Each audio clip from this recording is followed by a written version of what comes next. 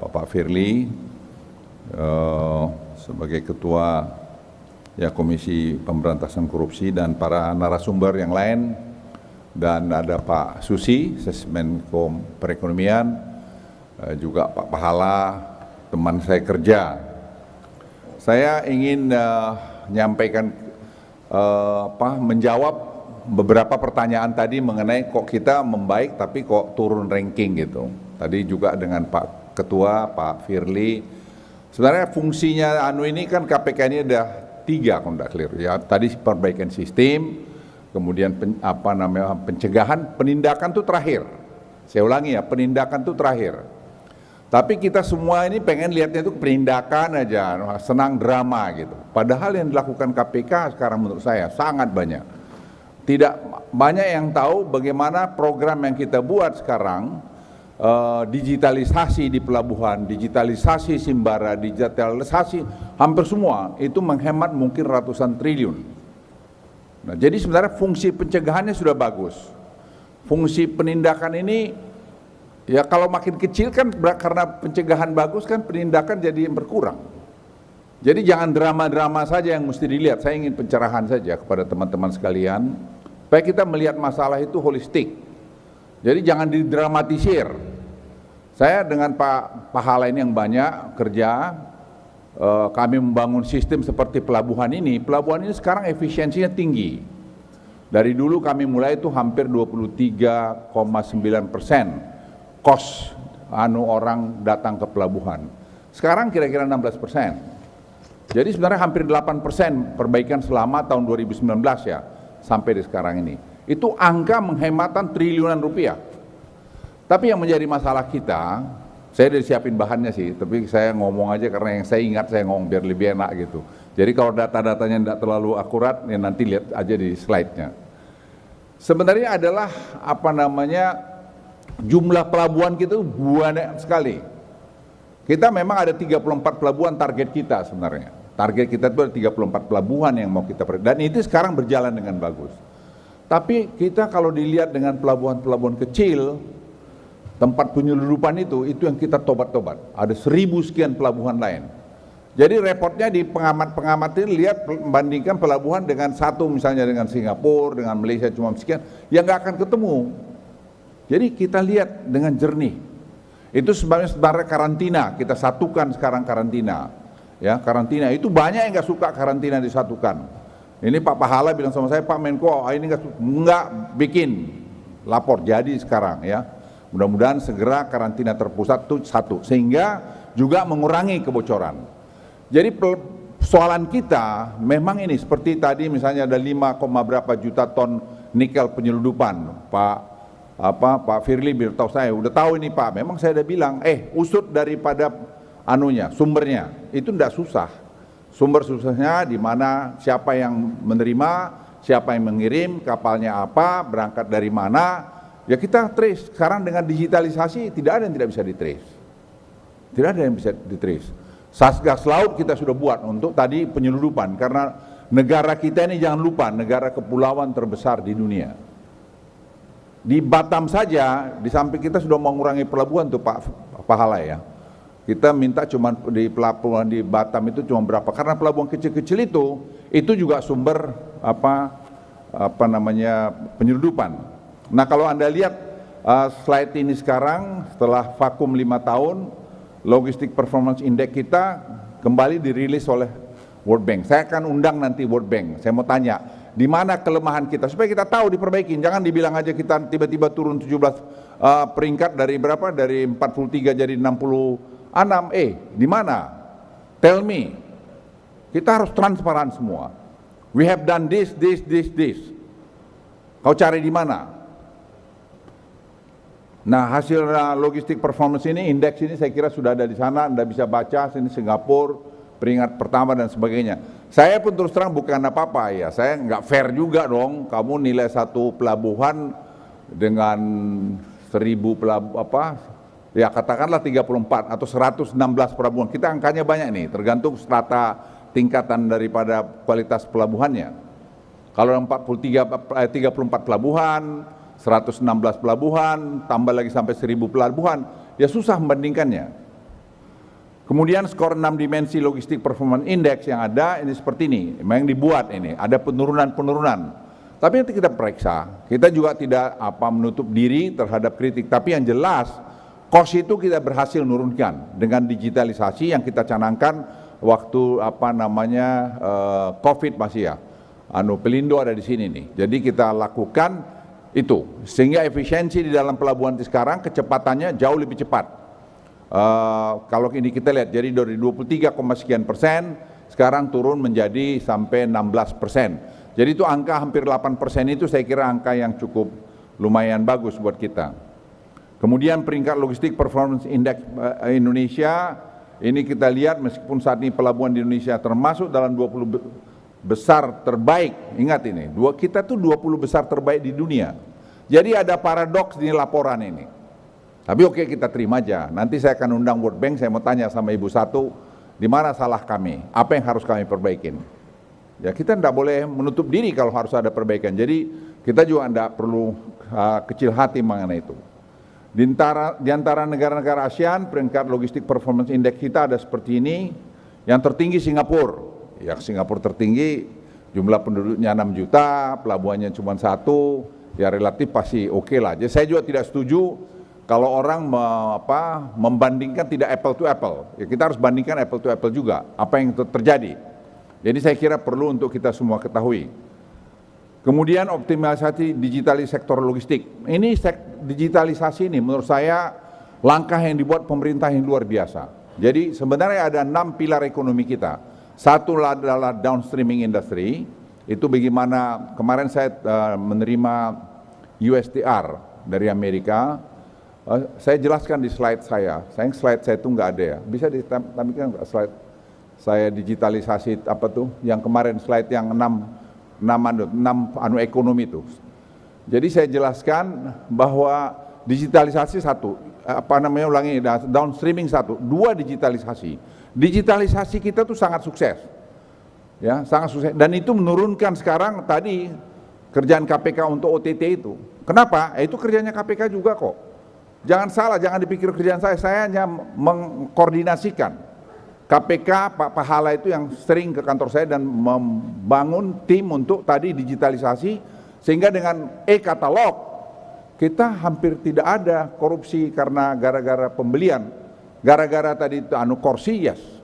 Tapi karena semua masuk barang itu sekarang berkurang secara signifikan, OTT karena tadi dengan digitalisasi. Yang ketiga, sebenarnya karbonisasi. Dekarbonisasi ini pun harus kita awasin karena bisa permainan. Karena dekarbonisasi kita di dunia termasuk peringkat yang paling tinggi. Angka kita bisa puluhan miliar dolar per tahun di situ. Jadi banyak mainan kita ke depan yang harus kita digitalisasi sehingga dengan demikian mengurangi korupsi, pencegahan yang kita kedepankan. Dan tentu contoh ketauladanan dari para pemimpin itu menjadi mengemuka ke depan ini. Sekarang mana yang nggak bisa di trace?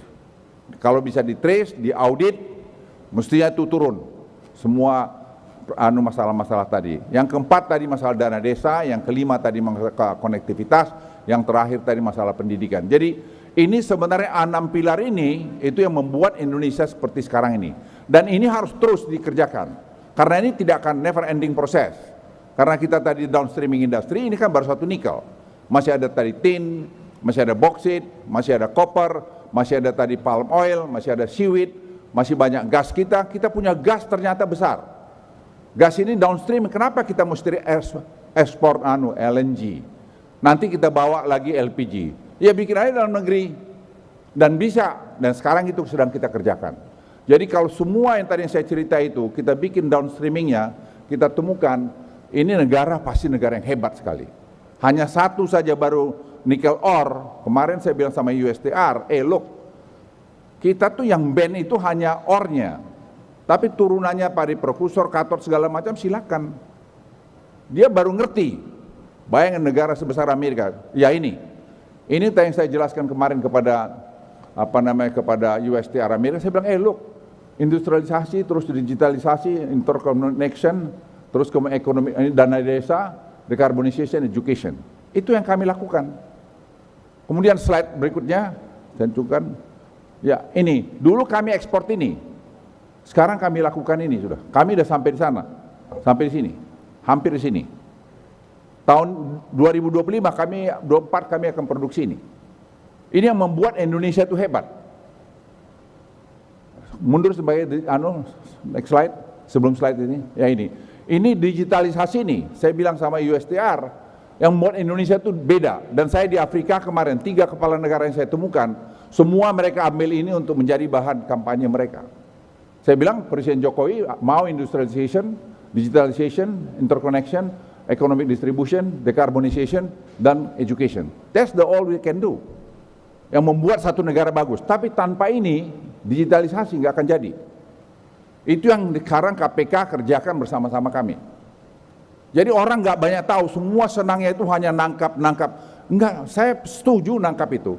Tapi kalau kita perbaiki dengan digitalisasi, yang ditangkap itu nggak ada. Yang ditangkap adalah efisiensi, tidak lagi orang korupsi, sehingga banyak penghematan buat negara ini.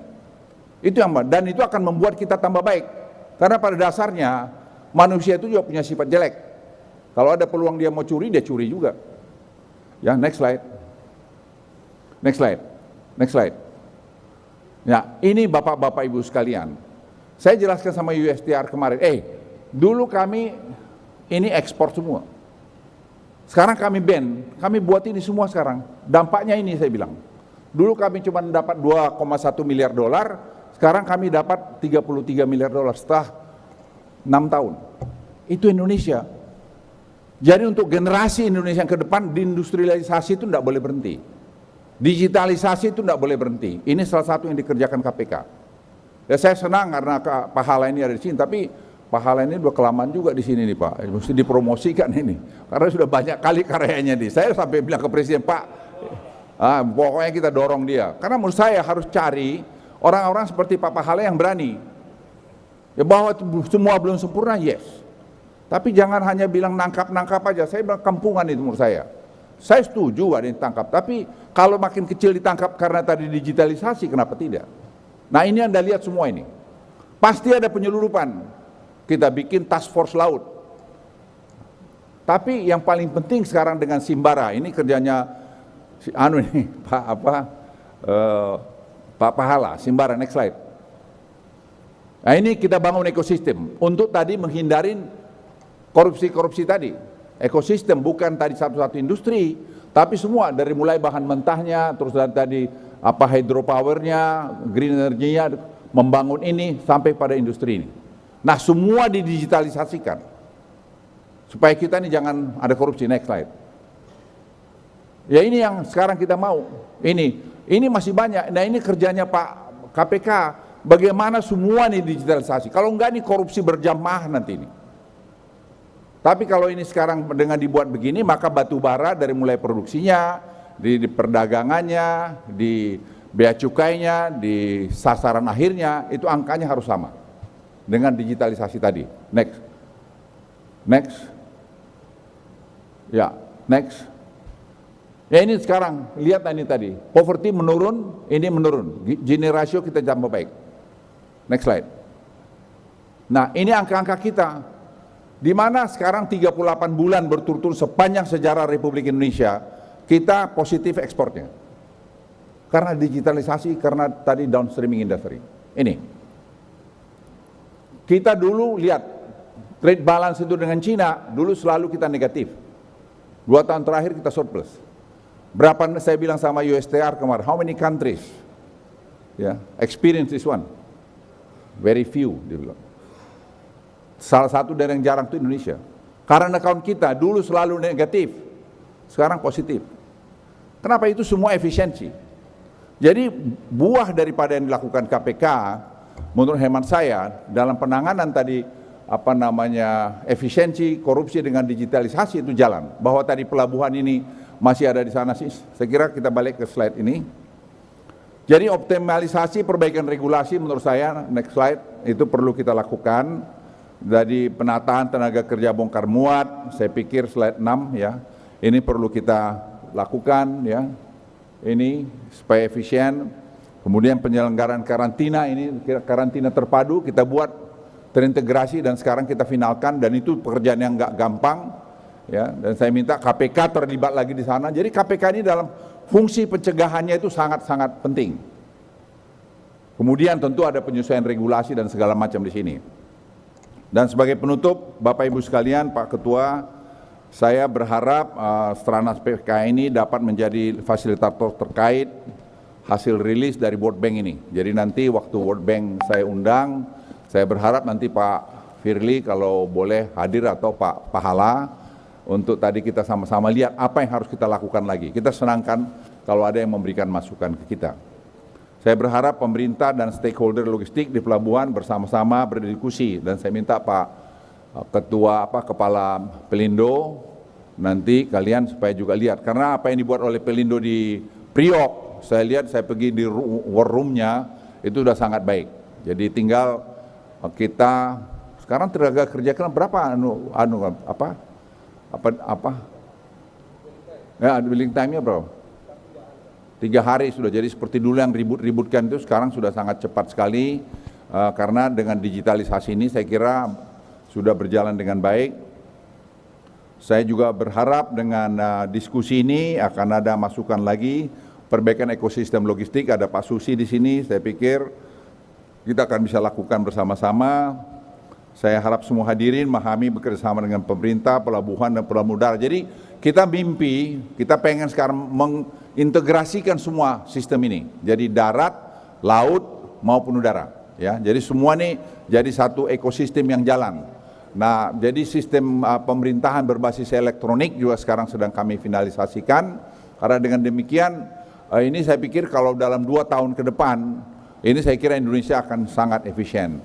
Dan kemarin waktu saya di Kenya, di Kongo, dan di South Africa, saya ketemu ketiga presidennya itu, dan menteri-menterinya, itu saya paparkan slide saya yang tadi, itu mereka minta supaya Indonesia bisa memberikan training pada mereka, dan mereka mulai minggu depan sudah ada tim dari Kongo yang datang, tim dari Afrika Selatan dan tim dari Kenya, karena mereka melihat spirit Asia Afrika dengan dulu Asia Afrika menyangkut dekolonisasi, colonize, jadi kemerdekaan. Sekarang bicara masalah equality dan masalah prosperity. Jadi ini sekarang bedanya. Tapi mereka lihat Indonesia can be a leader among the developing countries. Karena mereka melihat bahwa Indonesia ini satu negara yang hebat. Mereka yang bilang, bukan saya. Jadi di bawah leadership Presiden Joko Widodo mereka katakan ini hebat, dan dia bilang, Minister Luhut, can you do us favor gini, sehingga hari ini atau besok lusa kami atur pembicaraan pertelepon presiden dengan Presiden Kongo, Presiden Cyril, Presiden Felix dan Presiden Ruto. Jadi presiden akan membuat satu South collaboration atau Global South collaboration dalam 2 hal, satu tropical forestry, yang kedua dari critical mineral, dan kemudian juga mengundang Lula dari Brazil dan beberapa negara dari Brazil. Jadi Indonesia ini sekarang sudah menjadi center untuk negara-negara berkembang. Dianggap kita bagus, dan dengan PNG malah setelah kunjungan presiden sekarang kami tuh maju sekali, kita malah mengekspor listrik ke mereka, dan mereka minta mencontoh bagaimana kita negosiasi Freeport sehingga mereka juga pengen seperti Freeport. Dan bagaimana juga masalah gas kita, karena mereka sudah melihat. Jadi saya juga bicara dengan Wakil Perdana Menteri dari PNG, diperintahkan Presiden untuk tadi langsung kerjasama. Jadi konkret kerjasama kita. Nah, digitalisasi menurut saya kunci. Pemberantasan, pengurangan korupsi, bilang habis korupsi itu bohong, nanti kau di surga aja. Tapi korupsi itu menurun signifikan, yes, dengan digitalisasi. Jadi kita persepsi, jangan kita ini sok paling bersih aja di dunia ini, jangan, biasa-biasa aja. Nah, kalau perfect, tidak ada akan bisa perfect. Tapi bahwa kita melakukan perbaikan, membangun satu sistem yang baik, dengan memberikan contoh sebagai pemimpin, saya kira itu bisa kita lakukan.